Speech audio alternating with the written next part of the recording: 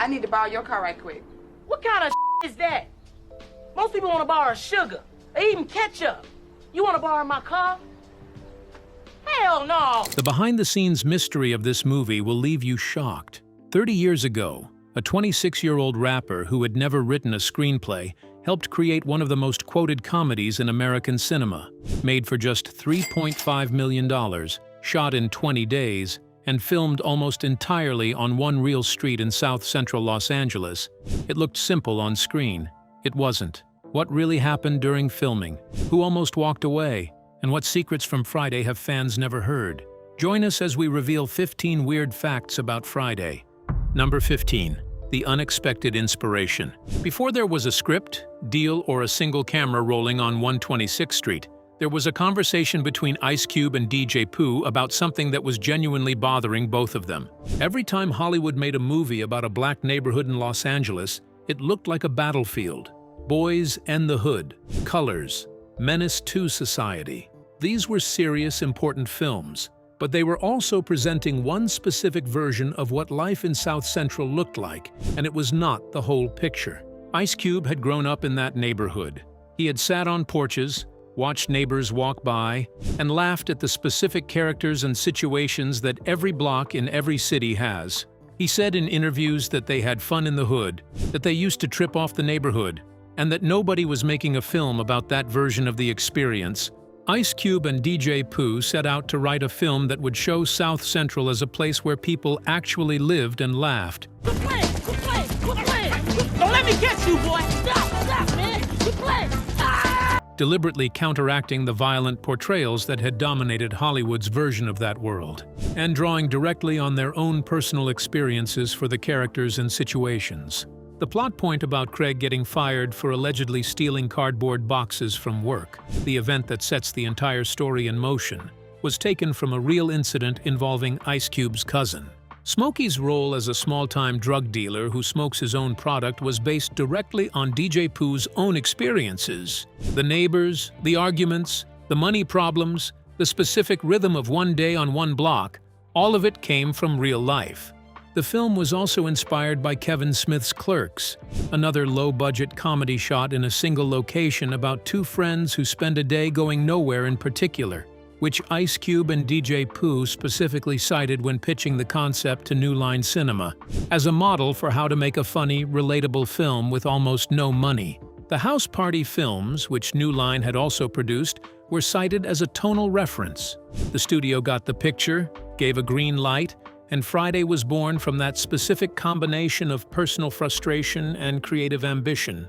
And if the whole idea started with a frustrated reaction to how Hollywood was telling the story of a neighborhood who came incredibly close to never appearing in the film at all, despite going on to give the most celebrated performance in it. Number 14. Chris Rock and Tommy Davidson were almost Smokey. Before Chris Tucker ever got the call, had written the character, he understood had written the character, he understood the character, and he wanted to perform the character. Then New Line Cinema stepped in with a condition attached to their funding. If this movie is going to get made, the role of Smokey needs to go to someone with more experience and a bigger profile than DJ Pooh.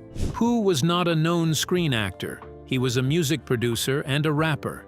New Line wanted a comedian with an established name in one of the two lead roles, and Pooh was not that person. So a casting search began. And the names that came up before Chris Tucker did are genuinely surprising. Chris Rock was considered for the role of Smokey. Tommy Davidson was also in the conversation. Both were passed over before Ice Cube and DJ Pooh discovered Chris Tucker through his appearances on Def Comedy Jam and immediately knew he was the right choice. The audition that followed was not smooth. Tucker's first audition was poorly received. He came in and performed the scenes exactly as they were written, hitting his marks, saying his lines, doing everything technically correct, and generating no particular excitement in the room. The casting director, Kim Harden, later explained that Tucker at the time simply did not know that comedians were allowed to improvise, so he just stuck to the script. Can I talk to you for a minute? What? What? Once someone in the room told him he could go off the page, everything changed immediately. Tucker reached out to actress Angela Means, who appears in the film as Joanne, and asked her to connect him with her acting coach. Instead of a formal session, Means invited him to dinner. By the time the spaghetti was gone, Tucker had worked through the character enough that he walked back into the audition room a completely different performer. His natural energy, his willingness to improvise, and the specific chemistry he had with Ice Cube's deliberately low-key Craig sealed the deal. DJ Pooh accepted the role of Red instead, which means the man who got hit so hard by Debo that he flew through the air was the same man who had originally planned to be the one smoking all the weed. But if the casting of Smokey was almost completely different, the fact about where the movie was shot contains a detail that most people who have seen it 100 times have never consciously registered. Number 13. The whole movie was shot on the director's actual childhood street. Friday was filmed almost entirely on 126th Street between Normandy and Halldale Avenues in South Central Los Angeles, which was the specific street where director F. Gary Gray actually grew up as a child. This was not a set built to look like a South Central neighborhood. It was not a location chosen because it photographed well or because it was convenient for the production. It was the literal block where Gray had played, learned, lived, and developed the understanding of that specific world that made him the right person to direct the film. The houses used for filming were the actual homes of Gray's old friends and neighbors, people who lived on that street and who allowed a film crew to descend on their block for 3 weeks in 1994. The scene where Debo punches Red so hard that Red flies through the air was filmed directly in front of what was, at the time, the actual Gray family home. That's my fight, punk!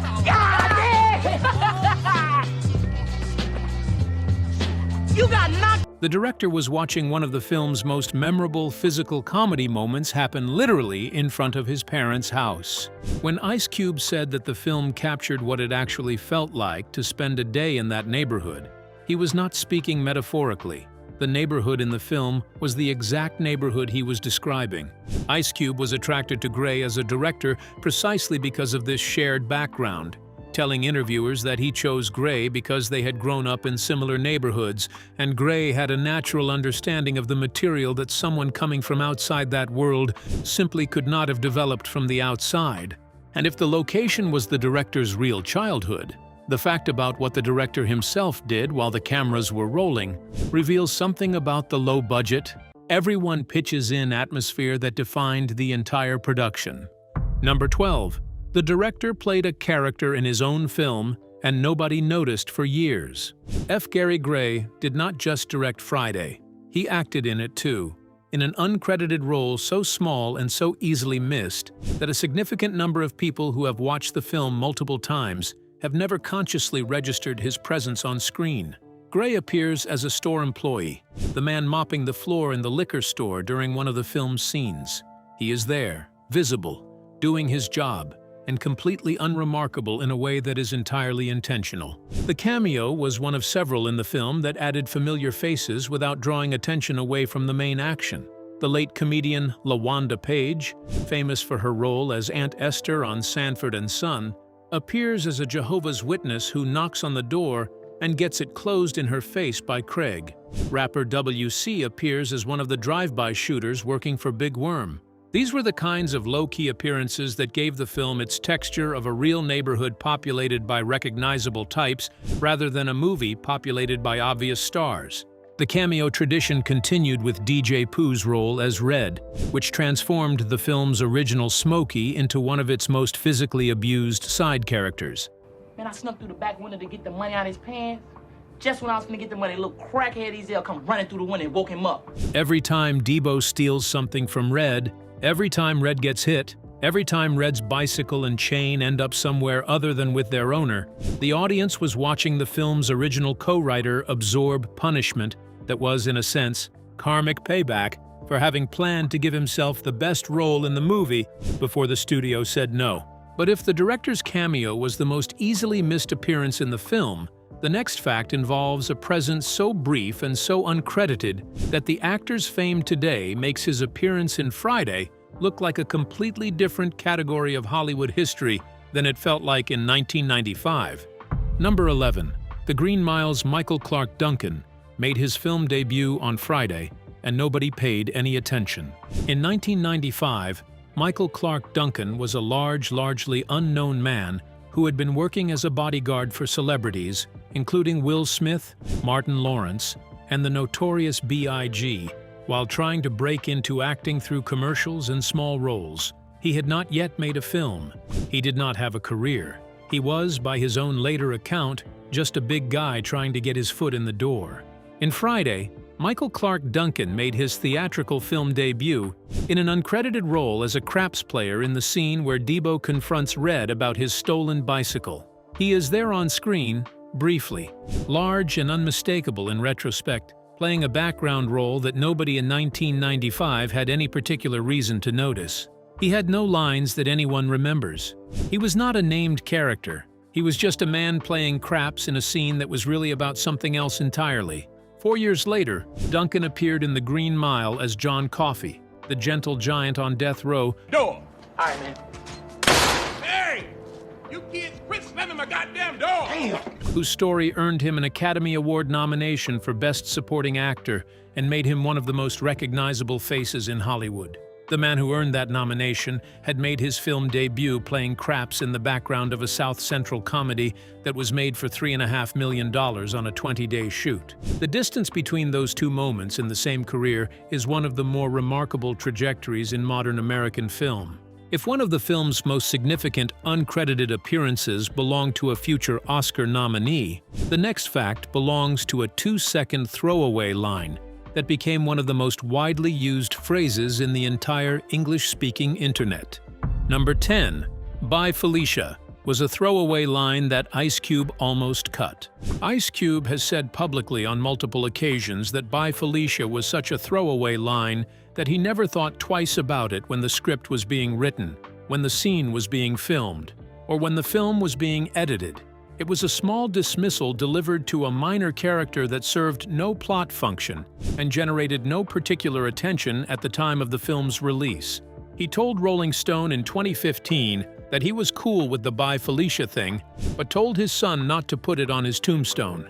The line was delivered in response to the character Felicia. The actress who played Felicia was Angela Means, the same woman who had hosted the dinner at which Chris Tucker worked through the Smokey character well enough to win the role. The woman who helped Chris Tucker get the part that made him famous was also the woman whose brief scene generated the meme that kept Friday relevant 20 years after its release.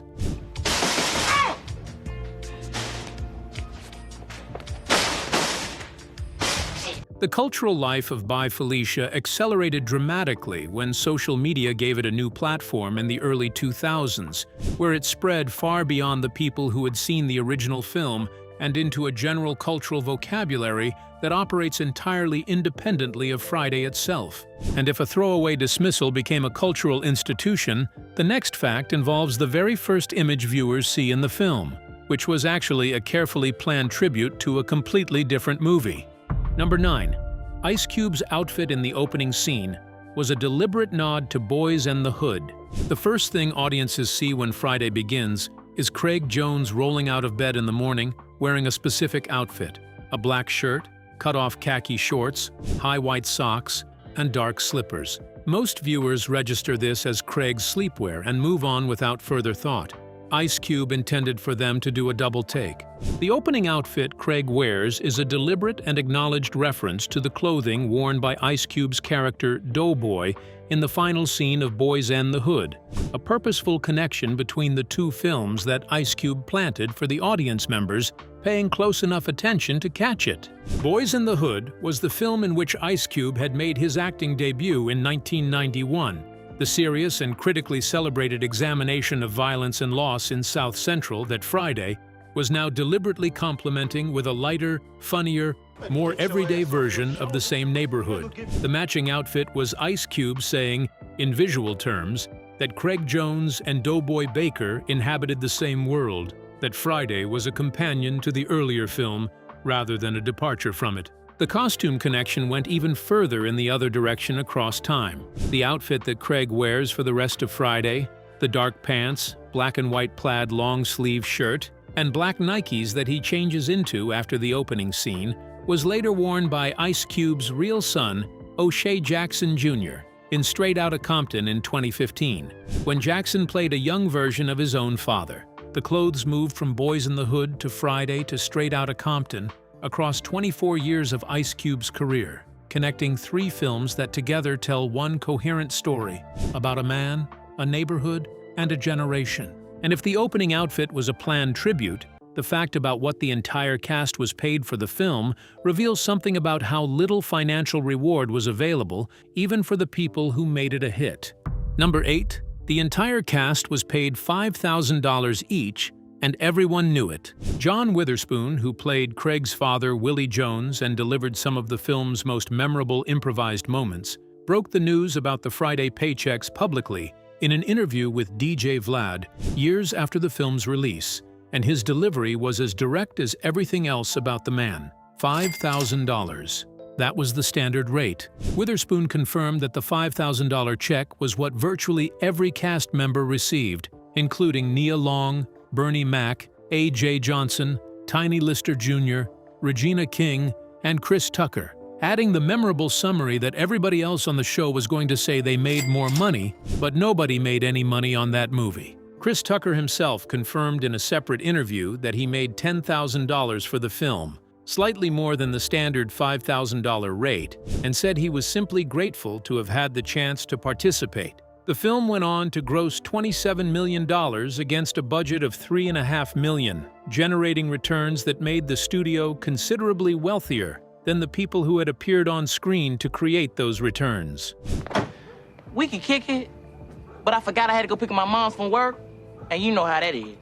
Ice Cube pushed back on any characterization of this as exploitation when the pay rates became public, stating flatly that he had not robbed anyone, that the film cost $2.3 million to make, that it was shot in 20 days, and that all the actors had been free to say no but had chosen to participate. Faizon Love, who played Big Worm, also confirmed the rate and noted that his character's 2 to 3 days of filming on set made the $5,000 check appropriate for his specific contribution, while acknowledging that the ongoing cultural relevance of the role had delivered its own kind of reward that the original check could not have anticipated. The $5,000 paychecks did not last long for the people who returned for sequels.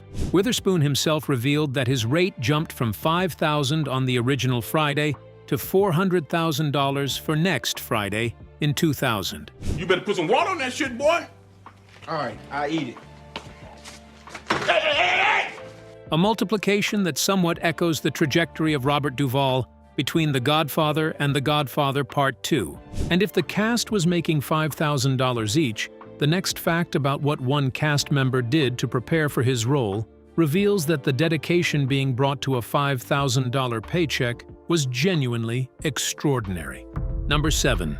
Tiny Lister was an actual pro wrestler before he played Debo, and that was not acting. Tommy Tiny Lister Jr. brought something to the role of Debo that no acting class could have taught, and no director could have coached him to fake. He brought 6 feet 5 inches and 280 pounds of actual professional wrestling experience. Before Friday, Tiny Lister had been competing as a professional wrestler under the ring name Zeus, a character built entirely around the kind of physically imposing, seemingly unstoppable force that Debo embodied in the film.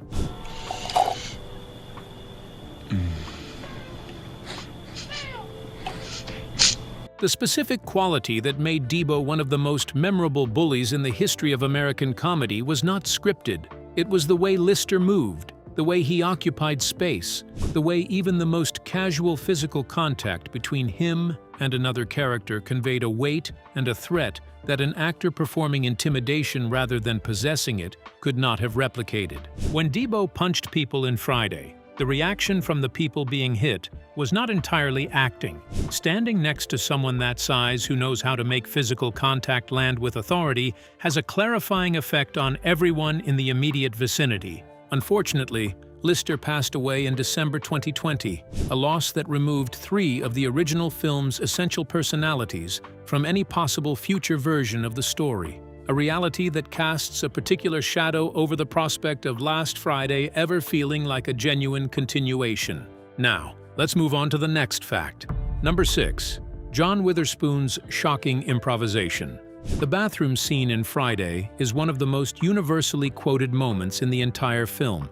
Craig's father, sitting on the toilet, reading the newspaper, dispensing life advice with the complete authority of a man who sees no contradiction between the setting and the subject matter, is the kind of scene that people memorize and repeat to each other for decades. Almost none of it was in the original script. John Witherspoon received considerable freedom to improvise his scenes throughout the production, and a significant portion of the most memorable lines delivered by his character Willie Jones came directly from Witherspoon's own comedic instincts, rather than from anything Ice Cube and DJ Pooh had written. But yeah, Sister Jones in? Nope. Neither's Brother Jones.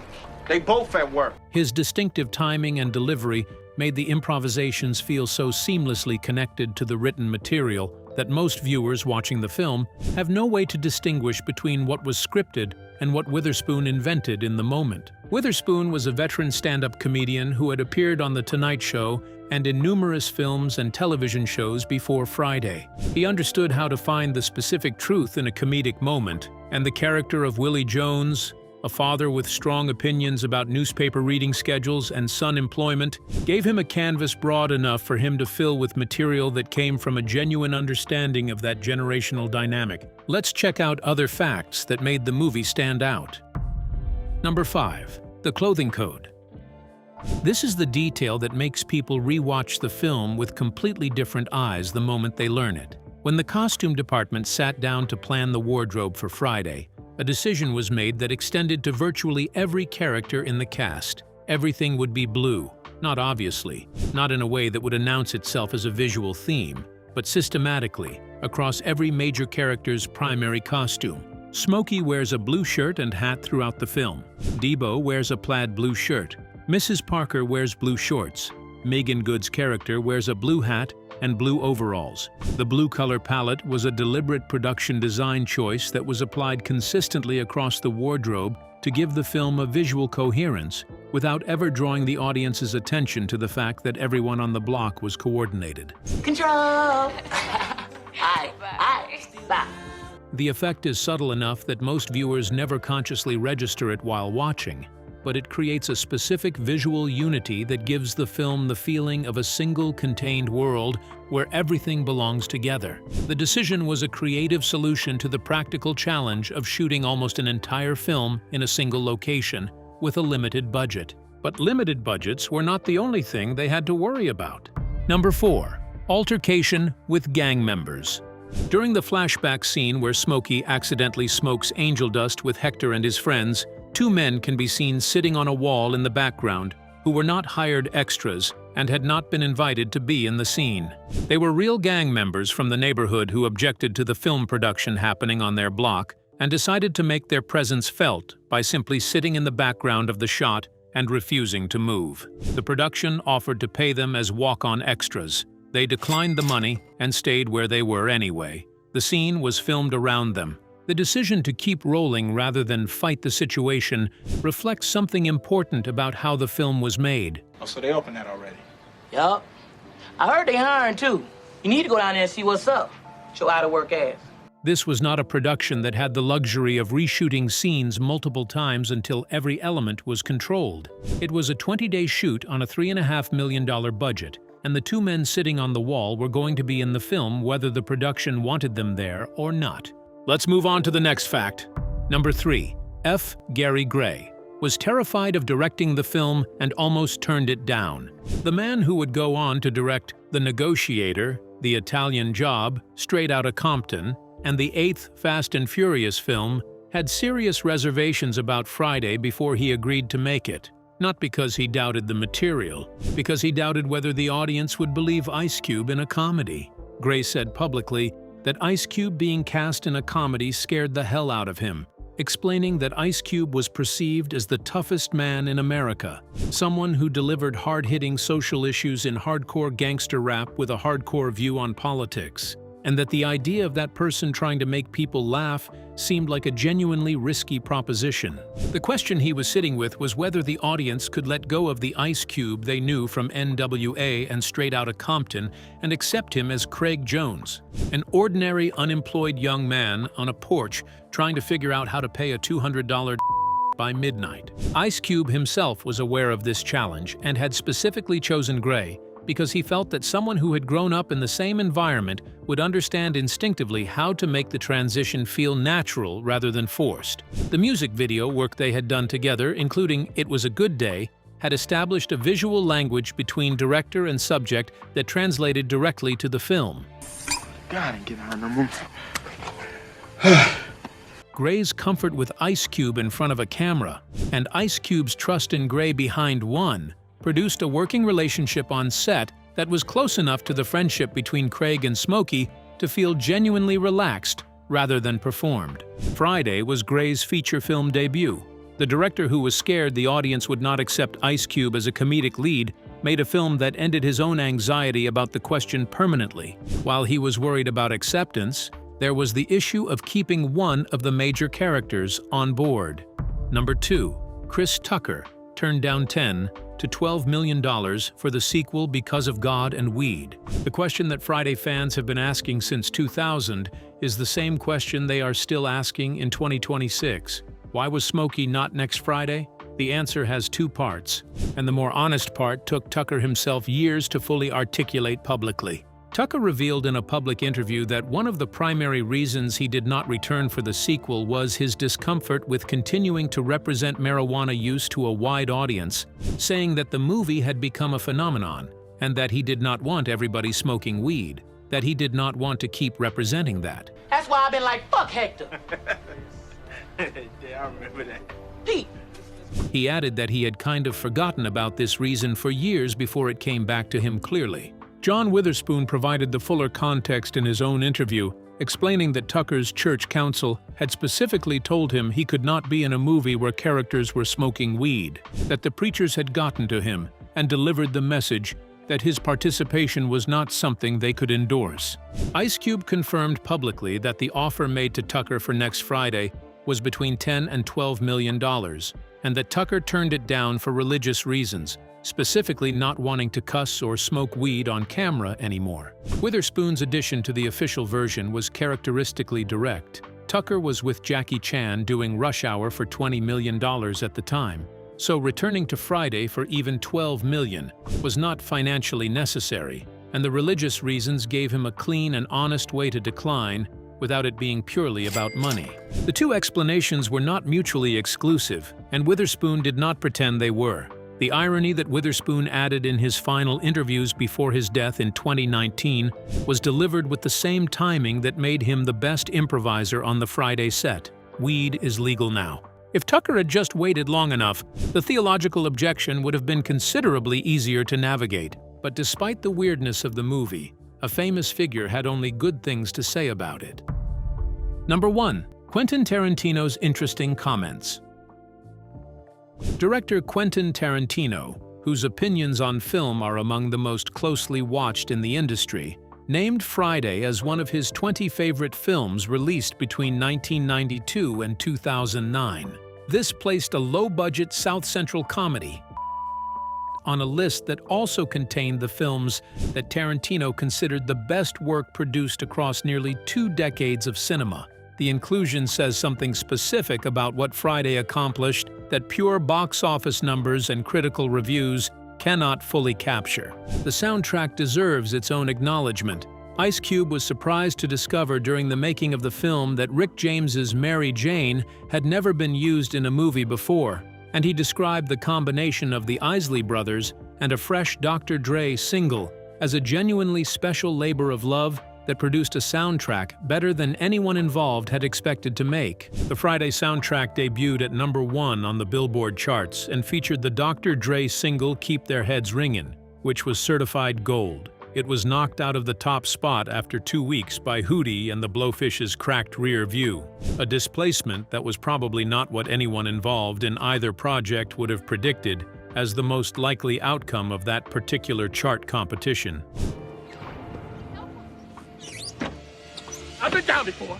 The film earned a 77% critic score and a 91% audience score on Rotten Tomatoes, distinguishing itself as one of the few Hollywood productions of its era with an all-black principal cast and crew, and launching a media franchise that included 2 sequels, an animated series, and a 4th film that has been in development for years, but has not yet been completed. Ice Cube described the film's lasting connection with audiences simply People love Friday because everyone experienced it, because everyone has lived 1,000 Fridays. That observation, delivered about a film made on a single South Central street in 20 days for $3.5 million, is probably the most accurate explanation anyone has offered for why a movie about $5,000, a $20 and a neighborhood bully on a porch is still being quoted, watched, and discovered 30 years after the cameras stopped rolling.